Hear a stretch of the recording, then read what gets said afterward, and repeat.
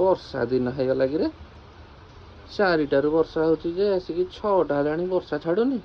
ତମେ ଜାଣିଲ ତମ କଥାବାର୍ତ୍ତା ଠିକ ନାହିଁ। ବର୍ଷା ନହେଲେ ବର୍ଷା ହେଲାନି, ବର୍ଷା ହେଲେ ବର୍ଷା ହେଲା। କହିବାକୁ ଚାହୁଁଛ କଣ? ବର୍ଷାଟା ଛାଡୁନି ସେଇ କଥା କହୁଛି। ତଥାପି ମତେ ଆଶ୍ଚର୍ଯ୍ୟ ଲାଗୁଛି ଯଦି ବର୍ଷା ଏତେ ସମୟ କହୁଛ ହେଲାଣି ତମ ପାଟିରୁ କେମିତି କୋଉ କଥାଟା ବାହାରିନି। ନାଇଁ ଆଜି କାହିଁ ଏମିତି ମନ ନାହିଁ। ପାଟି ଟକ ଟକ କଥା କହୁଛ ତ? ଆଜି କାହିଁ ଟକ ଟକ ହଉନି। ନା ତମର ହଉଛି କିନ୍ତୁ ମୋର ଆଜି ମନ ନାହିଁ ବାହାରକୁ ଯାଇକି ତମ ପାଇଁ କିଛି ଆଣିବା ପାଇଁ।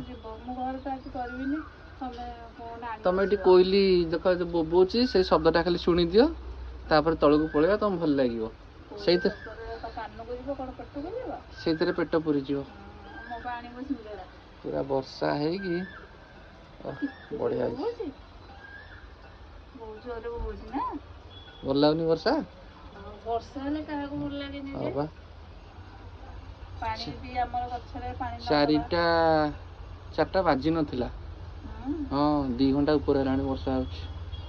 ଏମିତି ବର୍ଷା ଝିପି ଝିପି ହବ କିନ୍ତୁ ବହୁତ ସମୟ ହେଲେ ବି ମାନେ ବର୍ଷାଟା ଗୋଟେ ଭଲ ଲାଗିବ। ହଉ ତମର କଣ ଦରକାର ମତେ କୁହ। ଆମର ଦରକାର ଛାଡ ମୋମୋ ତ ନାହିଁ, ସିଙ୍ଗେଡାକୁ ଆଉ ପନିର। ସିଙ୍ଗିଡାକୁ ପନିର? ରାତିରେ ଚିଲି ପନିର। ଆଚ୍ଛା ଏଇନୁ ଗଲି ଏଇନୁ ଧରିକି ଆଇଲି।